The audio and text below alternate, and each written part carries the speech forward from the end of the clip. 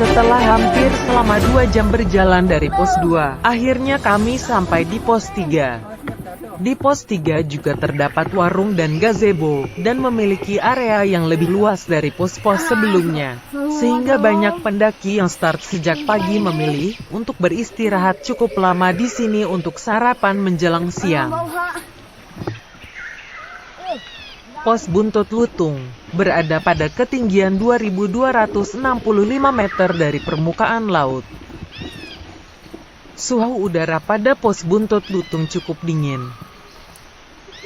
Hari menjelang siang, setelah beristirahat sejenak, kami melanjutkan perjalanan. Kabut pada hari ini hadir lebih awal. Kami melakukan pendakian pada bulan Desember.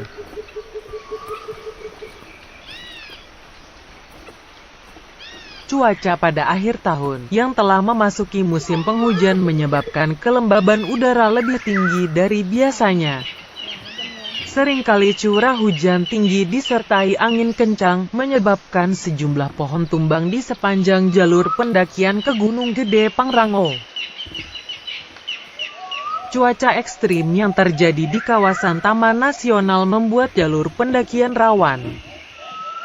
Karena banyak pohon besar berusia tua yang rawan tumbang, pohon tumbang ini dapat membahayakan keselamatan pendaki. Pendakian dari pos 3 menuju pos 4 memiliki medan yang cukup berat, didominasi dengan tanjakan-tanjakan yang cukup menantang dan menguras tenaga. Medan tanah dan berakar. Pada saat hujan, jalur ini cukup sulit untuk dilalui. Kondisi jalur yang licin menjadi tantangan tersendiri.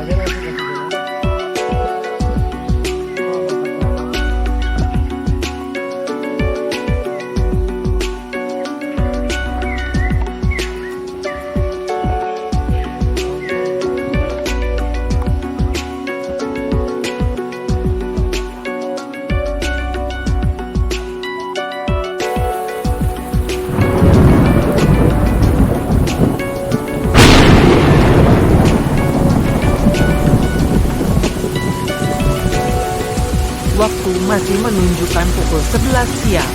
Apa yang kami risaukan pun akhirnya terjadi. Hujan yang menghampiri di jalur pendakian.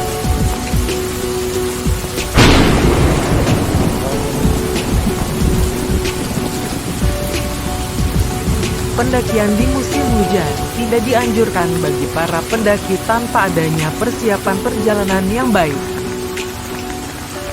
Perjalanan yang menyenangkan bisa berubah menjadi berbahaya. Hujan yang turun akan membuat jalur pendakian menjadi licin, sehingga rawan membuat tergelincir. Lebih parahnya lagi jika hujan lebat turun, maka jalur pendakian seolah berubah menjadi sungai.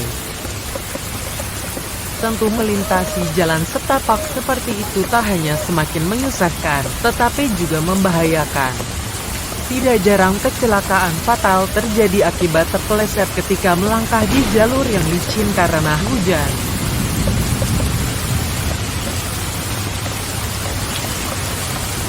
Pada saat hujan, beban yang dibawa akan terasa lebih berat. Hal tersebut akan menguras fisik dan stamina kita. Jangan memaksakan perjalanan jika hujan tidak kunjung reda. Saat mendaki gunung, kehujanan dan basah ada sesuatu hal yang mesti kita waspadai. Serangan hipotermia seringkali terjadi. Hipotermia adalah kondisi ketika suhu tubuh menurun drastis hingga di bawah 35 derajat Celcius. Suhu tubuh normal adalah 37 derajat Celcius. Ketika suhu tubuh berada jauh di bawah normal, fungsi sistem saraf dan organ tubuh lainnya akan mengalami gangguan. Jika tidak segera ditangani, hipotermia dapat menyebabkan gagal jantung, gangguan sistem pernapasan, dan bahkan kematian. Hipotermia terjadi ketika panas yang dihasilkan tubuh tidak sebanyak panas yang hilang.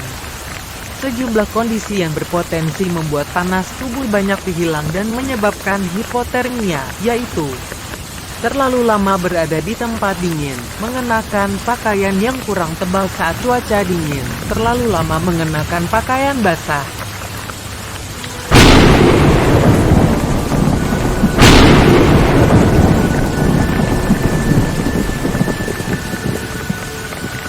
hujan tidak hanya identik dengan air saja.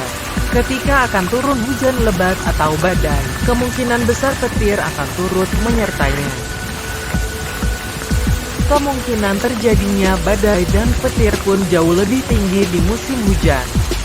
Berada di ketinggian ketika badai tentu akan berbahaya karena rawan sambaran petir, terlebih jika lereng gunung tidak ada pohon tinggi.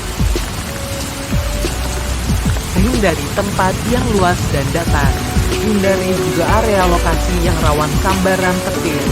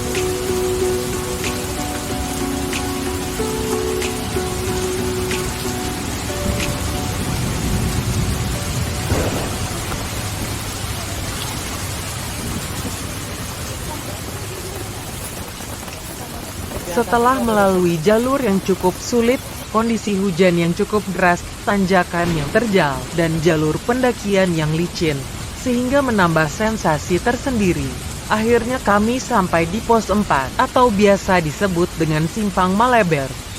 Pos ini hanya berupa ruang terbuka yang tidak terlalu luas, namun tetap ada warung tenda di sana.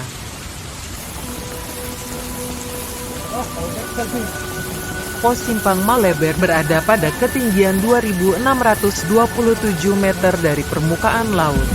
Bagi pendaki yang kemalaman di jalur dan kelelahan, area ini seringkali digunakan pendaki untuk mendirikan tenda. Walaupun area ini terbatas untuk mendirikan tenda, area ini memiliki kemiringan yang kurang nyaman untuk mendirikan tenda dan sulitnya sumber air.